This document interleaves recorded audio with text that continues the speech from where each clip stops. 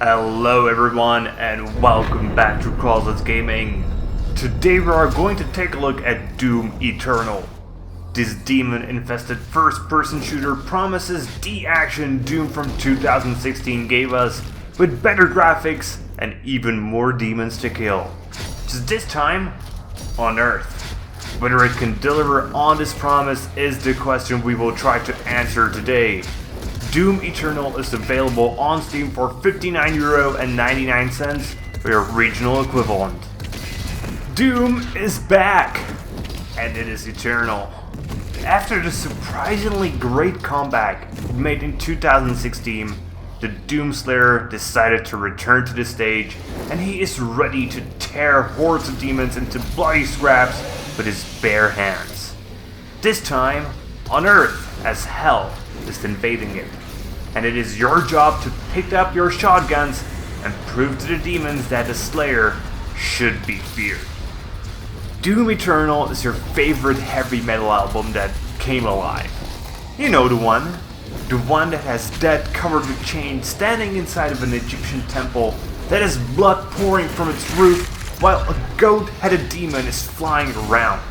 It is just a perfect blend of ridiculous presentation that is so freaking cool, yet completely absurd. And somehow there is that bit of much needed self-awareness when the creators understand just how much bullshit they put into a single cup to make everyone enjoy it. The combination of rough guitar riffs, guns blazing, and the inhumane screams of demonic hordes is there to put you into a trance. A killing trance. If you would describe the 2016 Doom as a bloody ballet, then Doom Eternal is more of a mosh pit under the stage of a heavy metal concert. While it may not be elegant, it overpowers anyone who doesn't like it with its pure power and fury. If you play the 2016 Doom, you will immediately feel at home. The core mechanics remain largely the same. Instead of trying to figure out tiny elegant mechanics, the devs just decided to turn everything up to 11. Sounds like a great recipe for success, but sometimes it does have its issues as it takes the game almost into chaos, during which you must slam a surprisingly high amount of buttons. Just look at it. 9 different weapons, which each has 2 different modes of fire. The key to change the secondary mode of fire for each weapon, melee finishers, chainsaw, flamethrower, the super powerful sword, 2 types of grenades. It is a lot.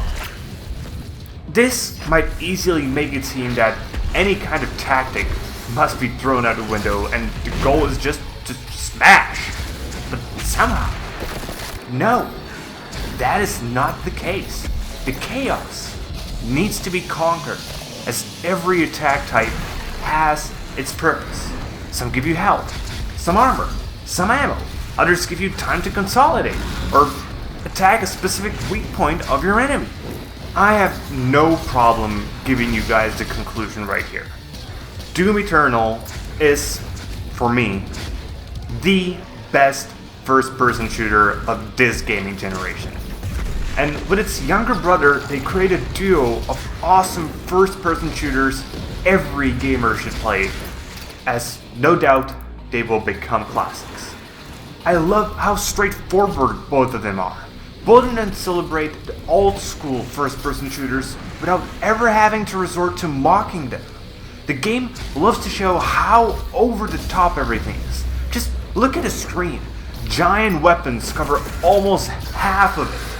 Hundreds of meters tall demons destroying humanity in the background. Finishing moves that could make even the biggest of lovers of gore blush. Everything is just pure metal. And somehow, the devs made it all work. In all senses of the word. From it looking amazing, playing amazing, and even working on a technical level. The game never chugs and shows all the AAA studios that it can be done. Games can be optimized on release while looking cool. Shame every game development studio that doesn't do it as its software shows it can be done even with the biggest of releases. Sadly, I cannot say the game is perfect. Mostly, for me, it was the number of platforming sections that completely take you out of the action, and sometimes they're just pure bullshit, requiring you to jump blindly behind a corner without knowing whether you have something to grab on there.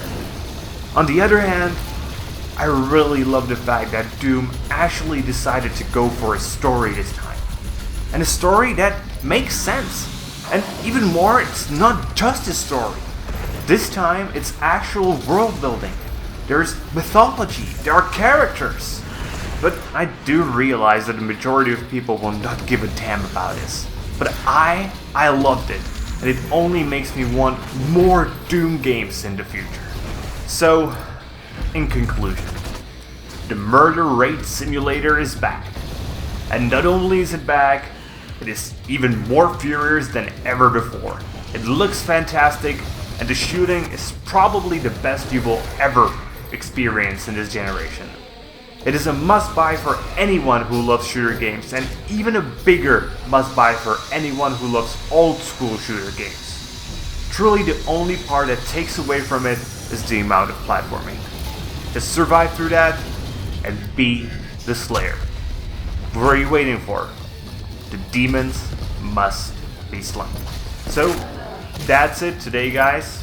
I hope you like the review, and if you do, please consider giving it a thumbs up and subscribe to the channel and share, you know stuff, and comment if you have anything you would like to add. See you guys later with more gaming content.